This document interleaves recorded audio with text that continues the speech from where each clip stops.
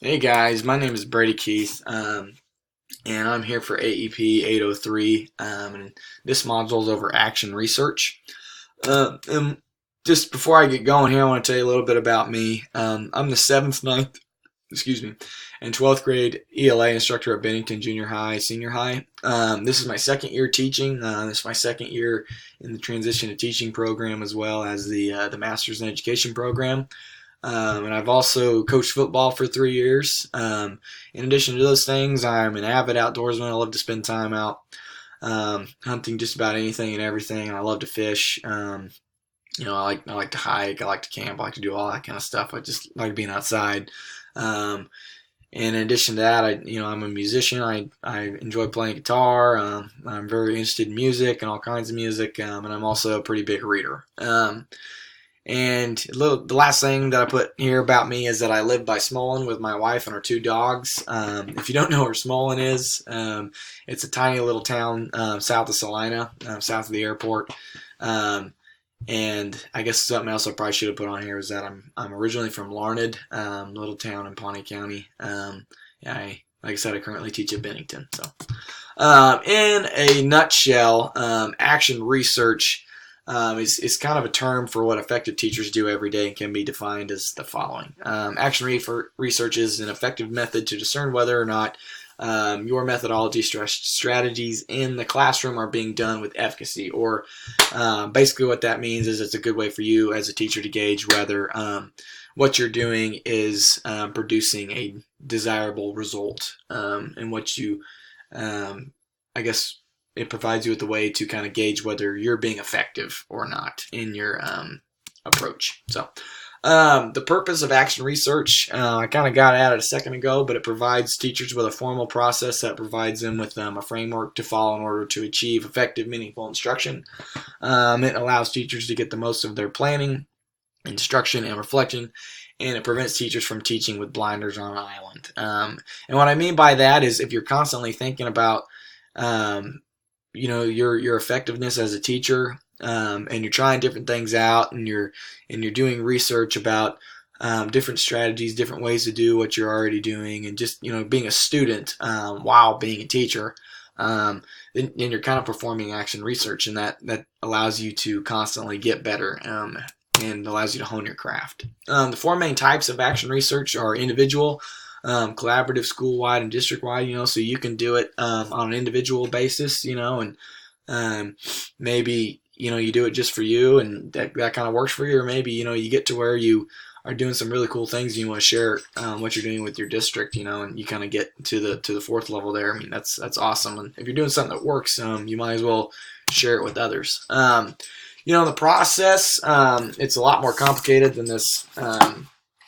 picture I was able to find, but I'll kind of break it down a little bit for you. So the phase one kind of starts off with, that's kind of the planning phase, and it starts off with an inquiry, which is just another word for a question. So you maybe are wondering, maybe I could try this certain strategy to teach this lesson to my students, and then you kind of perform a diagnostic test where you just kind of run it and kind of see how things go, and then after that you maybe do some research on maybe other teachers who have tried certain things, or other strategies to kind of accomplish the same thing you're already trying, and after that you get to the design process where you kind of start to get into the nuts and bolts of what you're trying to accomplish, and then phase two starts with action. It's where you have some further experimentation and you gather data. And then when phase three begins, that's when you start to organize that data and discuss it with others, and you analyze those results, however that looks for you.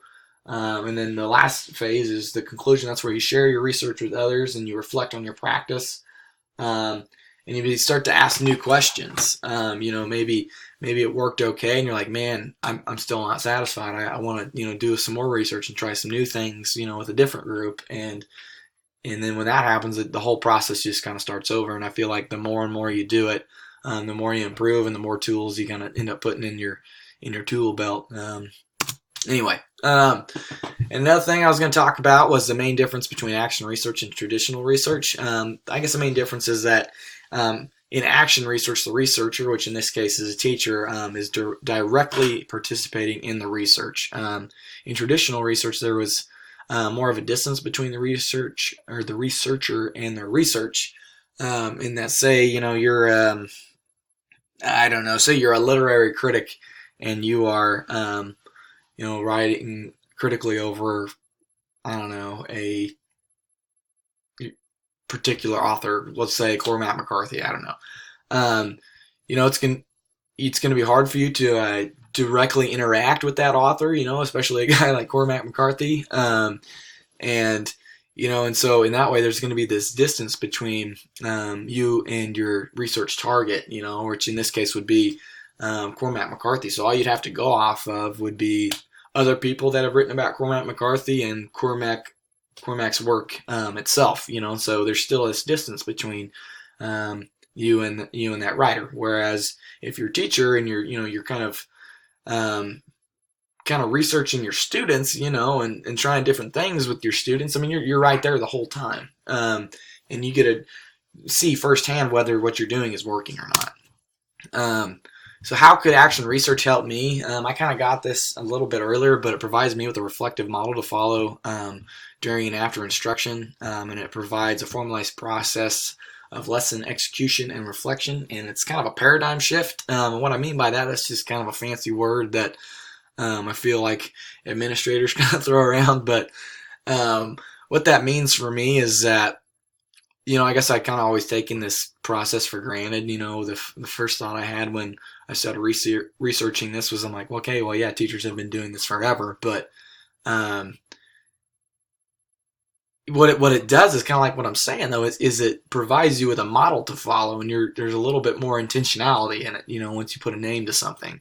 And so in that way, it's kind of cool. And the last thing I put was it likely results in improvement, because I don't see how you can try different things and research strategies and methodologies and keep trying things out and keeping a log and collecting data and all that stuff and not improve. I don't think that's possible. I think you will definitely improve if you do or if you follow this process. So and what do I think about action research? I mean, I just kind of said it, but it gives a name to a tried and true strategy. And how it kind of relates to us as a district, I put redesign process down because as a faculty member of Bennington, we were one of the first redesign schools. I think that makes us a Mercury 1, I think is the title that we have.